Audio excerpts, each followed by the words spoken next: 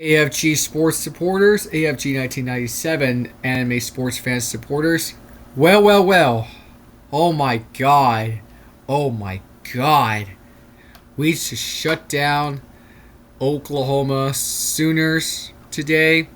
Hey guys, I will tell you about the frequent fouls because I'm not going to show you the clip. I will tell you about this right now because of that part I want to show you because I don't want to get my videos demonetized while I'm recording right now to shooting this video. Unless I'm eligibility to get monetized, I will show it to you because I don't want to get copyright from here and out on YouTube. So, that win took a bounce back from that loss against Auburn. It feels like a good sign for the Longhorns.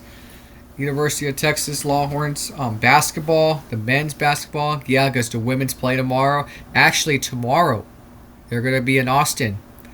We will like to go there, but yeah, I will show you the ticket prices before we start shooting this video.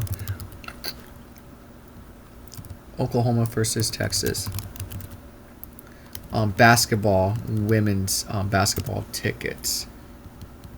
According to StubHub, we always go on StubHub or on SeatGeek.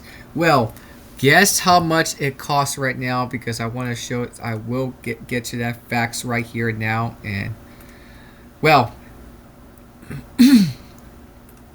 see how much it costs before we start.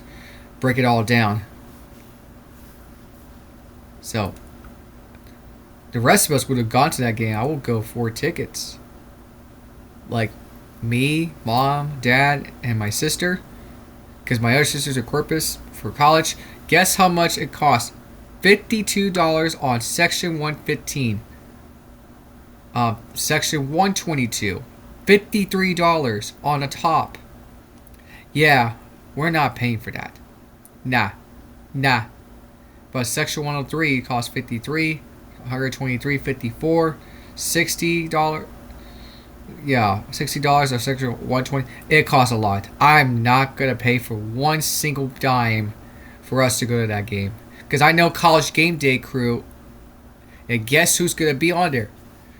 Without Elle Duncan, no Elle Duncan because she's part of USA Network now on Netflix. Well, yeah, for the WNBA, but we're still watching that.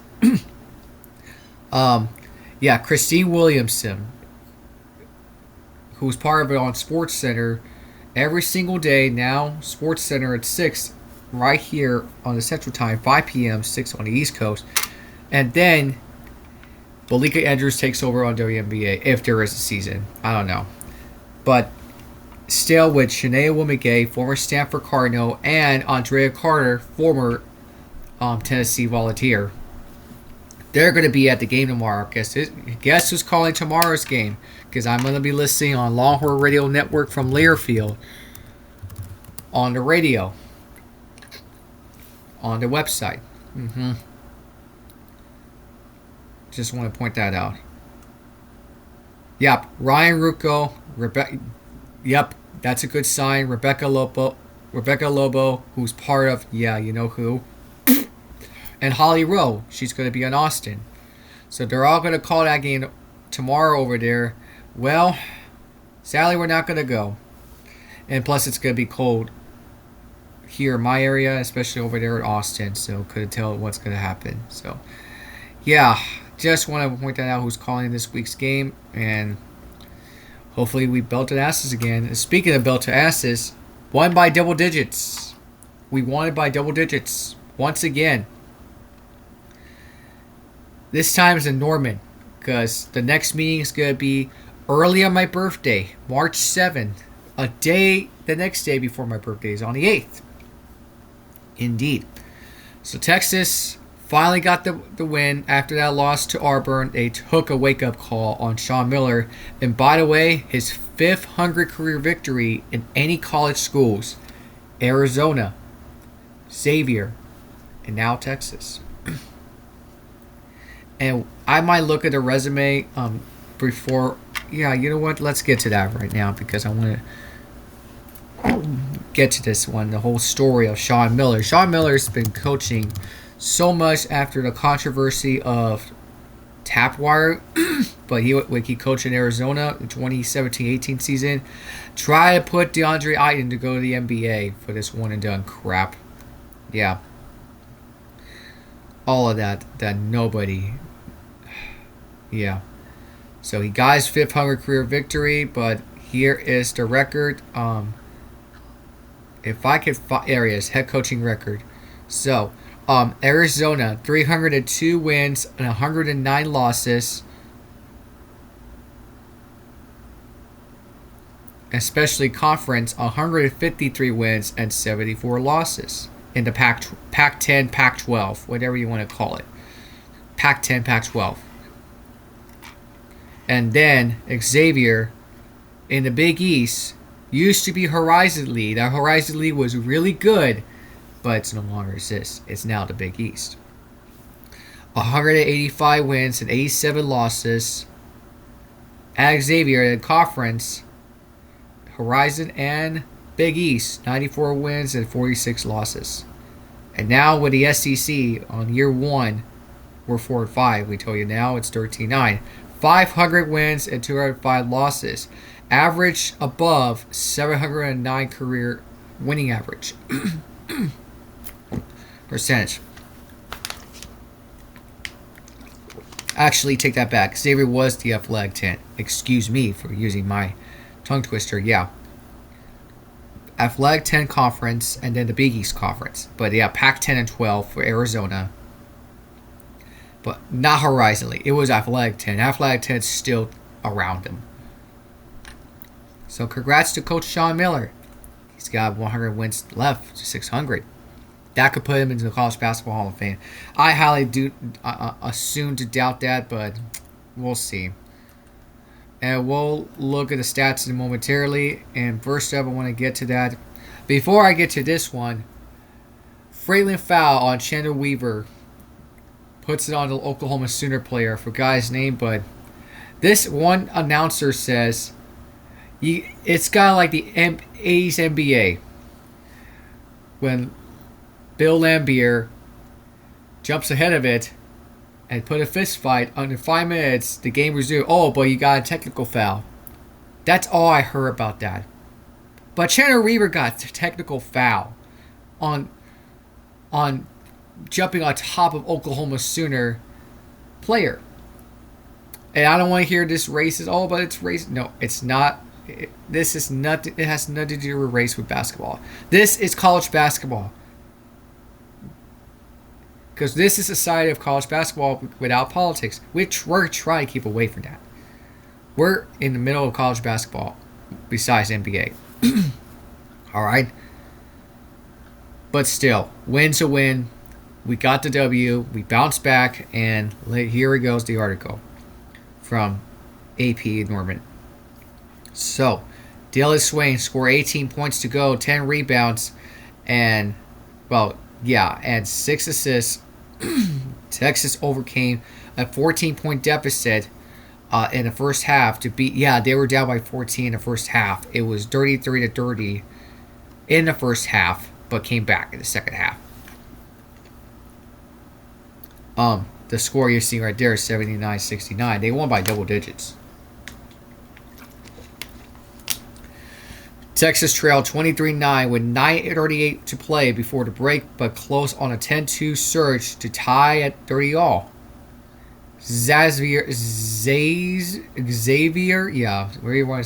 Xzayvier Brown, made a three-pointer with 18 seconds left to give the Sooners a 33-30 halftime advantage. True that. Give it this. Oklahoma has the better shooting, but Texas got some more three-point shots.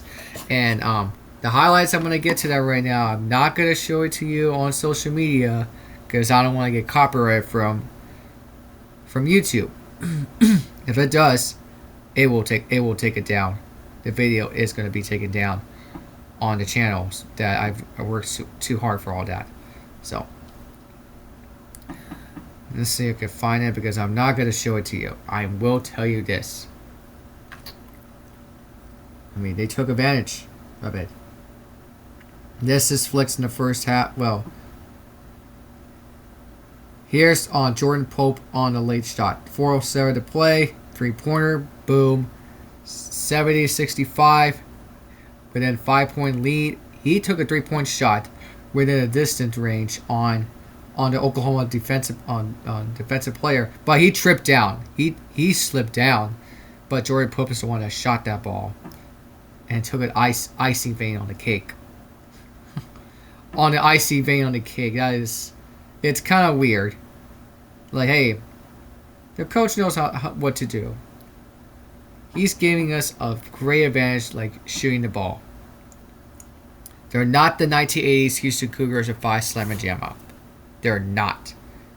Texas women's basketball is, but we are get to that tomorrow. The Houston Cougars version 2.0 men's basketball into Texas women's basketball. Guy B. Lewis, the late great Guy B. Lewis. But now you have Vic Schaefer out of Austin. He's still around. So I'll give credit with OU, but they still suck. As a Longhorn guy. Texas basketball.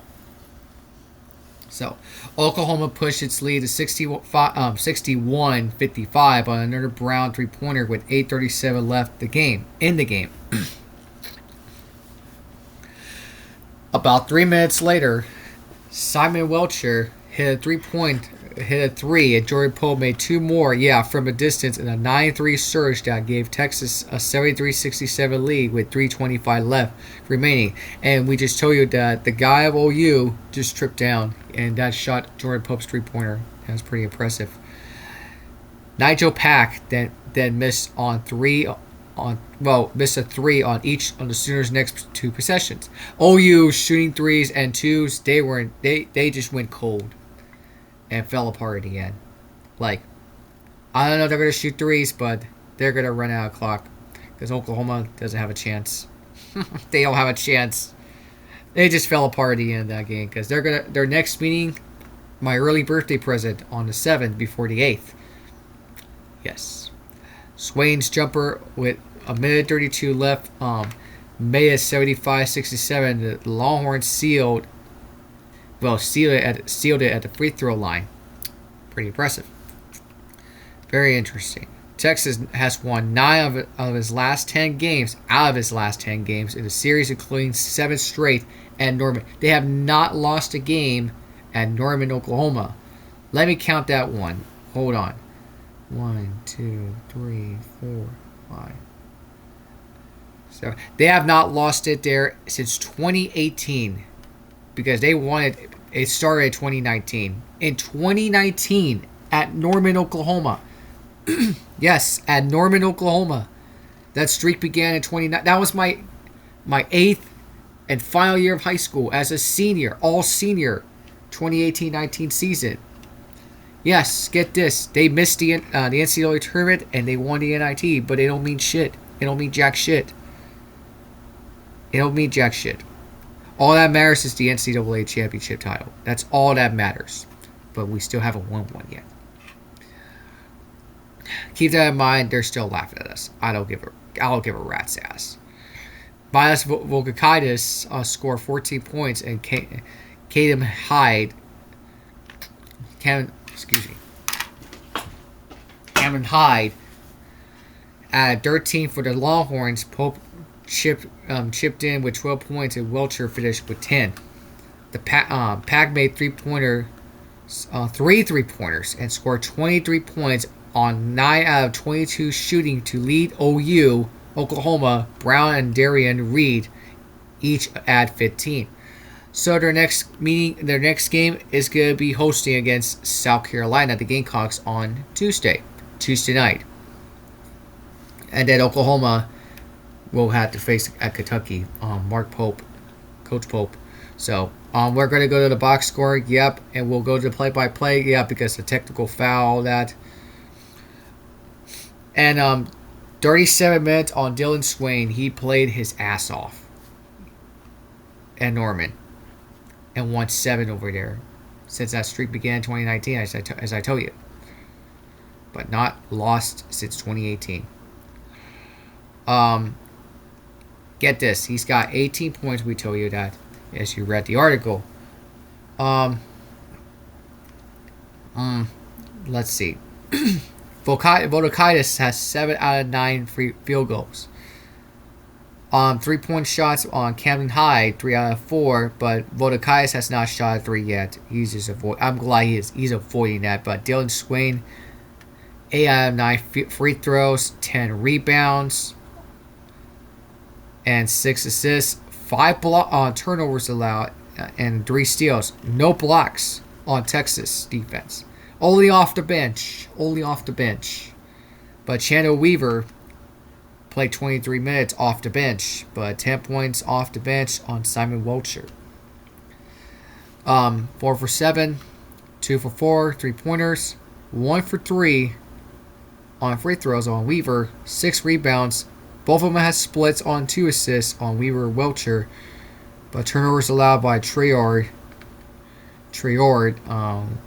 Lacia on Traord, if I pronounced that name right. But all steals are 1 split and the blocks. So, 10 defensive rebounds on Swain and 5 on Weaver off the bench. Now the Sooners side. Look at the numbers. 35 minutes on the court. That's great. Reed, Brown, and Pack play good. That's great. And you still lost to us because they fell apart at the end for shooting threes.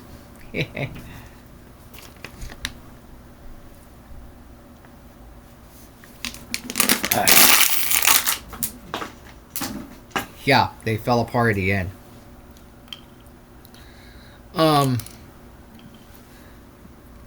Nigel Pack had 23 points. That's good.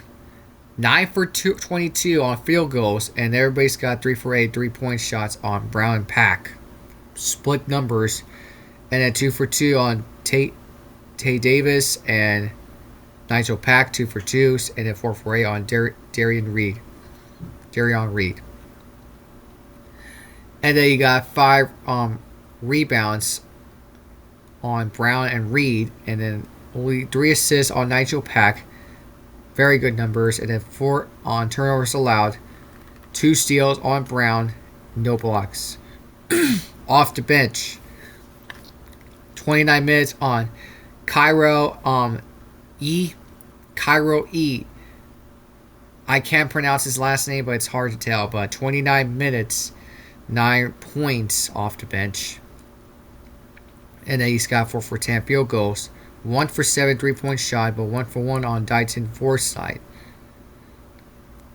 1 for 1, and then he's got 2 for 2 free throws. Very good numbers. 4 rebounds on Cairo E, and then 3 assists, and then 2 steals. So that's typical Sooners. They are still terrible. I'm glad they still lost. Makes me feel great. Yeah, it does. We all hate OU so much as a Longhorns fan. And I think this is the second half when the technical foul, frequent foul, on Chandler Weaver. If I can find it. So, because I kind of like heart because of my autism. That's why. That's fine.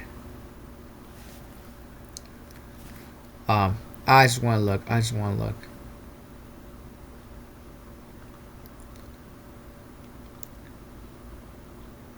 It was somewhere around within a minute's left.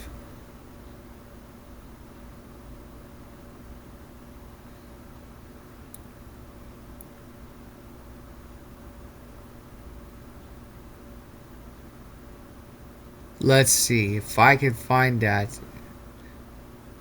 Because I know ESPN's been very, very fishy. No, I think this is the first half.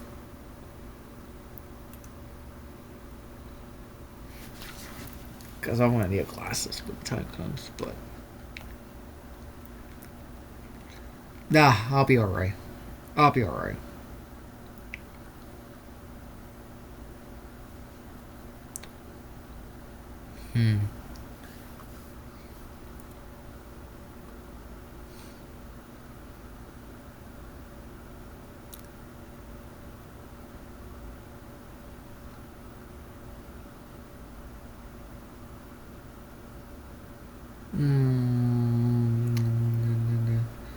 Yeah, I'm going to be covering Winter Olympics coming up very soon. Cannot wait for that. Cannot wait for that. So I don't have to worry about college basketball within 2-3 weeks coming in. So I don't have to deal with that until all this is said and done. So, um, but yeah, he got a flagrant foul, but gives for a line to shoot too. Let's see. Channel Weaver. I'm gonna right there. Mm-hmm.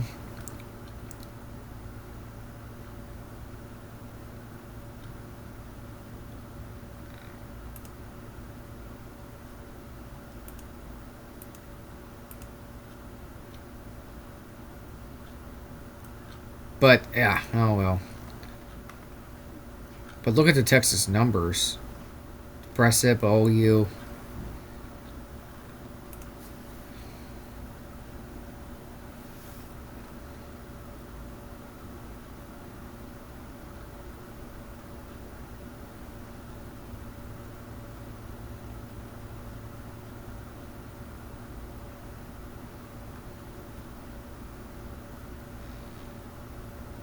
Yeah, it was right there. If I could tell you that.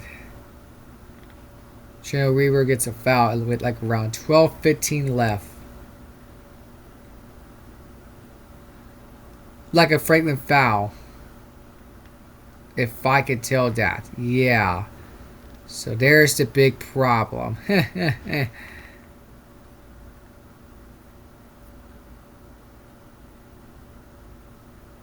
So, yeah.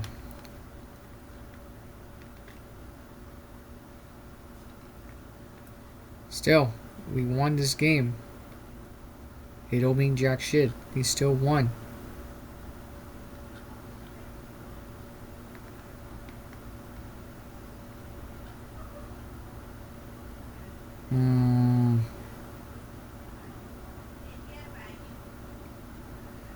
Okay, but still.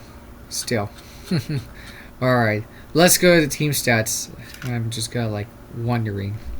So, Texas shooting, they're not too bad. 30 out of 53 field goal shots, but they're shooting threes a little cold, just a little cold.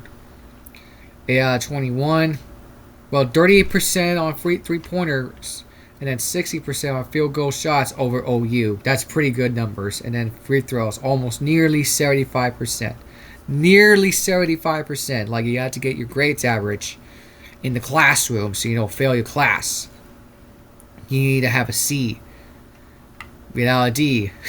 D or F. You can't have that. You can't have that. But rebounds, 32 over 28. I mean, we got more defensive rebounds than OU has offensive rebounds as of now. 16 assists. They have little more steals than us, but still, we won that game. 3 blocks from the bench or off the bench, something like that, and then you got points off turnovers. We're split at 8. Oh, just the 2 fast break points on Oklahoma, and then we got points in the paint. 17 fouls on OU allowed. No technical Franklin, but actually there was no Franklin foul. Chandler Weaver just took a jump on that guy. Yeah, like around 12:15 remaining in the second half. No Franklin foul, so that was a clean call. So they have more largest lead, but we still won. So that's the final score, but man, what a game. Impressive game. Hell of a basketball. Because right now we are sitting 4-5 in the SEC play because Texas A&M took an ass spanking on Georgia over there. Shit the bed on them. So according to ESPN Analytics, Oklahoma has multiple chances, but Texas is the one that bounced it back in the second half. Kind of like 58% chance to win it within 5:34 left. Thanks to that 3-pointer, then the game is already over. They were all on Oklahoma. But those point spreads don't matter. We still won that game. We still won that game because DraftKings know they are playing simple money. Yeah, here's the schedule next. Yeah, we are going to be facing South Carolina on Tuesday night at 6 p.m. my time on the SEC network. And don't worry about the rest of the games like February 7th through to the 21st because we are going to cover much more of the 2026 Winter Olympic Games on the networks of NBC Sports.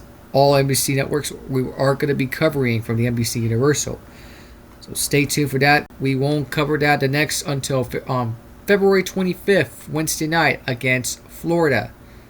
6 p.m. my time. That's the next one. We are going to be skipping we are skipping the next 4 games because Winter Olympics, along with women's basketball.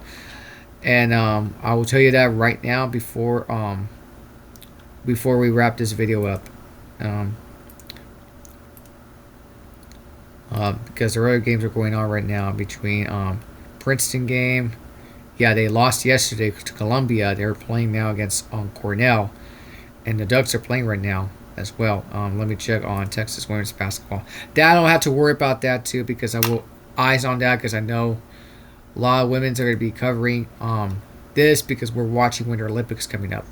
I know I'm looking forward to that. So tomorrow's game and then Thursday night game. I think I'll be missing that because we got winter. Hang on, because I got cable on my television from the USA Network on Thursday night. From the Winter Olympics. Boy. Okay, then that's all set. We'll get to that. And Thursday I'll watch that because we gotta take care of the Sooners first. And then February 5th, LSU. Well, in LSU, at a rematch that we took a loss at LSU because they took a wake-up call and still they fell apart. So hopefully that loss will not evolve for that. So the next 2 we'll keep an eye on that because we're gonna be also missing the next 5 games because of Winter Olympics. The closing ceremony is on the February 22nd, Sunday afternoon on NBC. Live coverage, not encore, primetime encore. We're watching live. So we'll be missing on February 9th through the 22nd. But the next we won't cover that next until the 26th. The last 2 games, Georgia and Alabama. So there you have it, guys. Wait, guys, take it this. Texas took care of business against OU on the men's side, but the women's side tomorrow on ABC at 2 p.m. And sadly, NASCAR will not wait till Monday. Yeah, I was not very happy at all. So let me know on the comment sections down below. Smash this like button, subscribe to this channel, ring that bell notifications on, share this video out there. Yeah, that's all I gotta say, guys. That's all I gotta say. Peace. I'm out. Until the next time.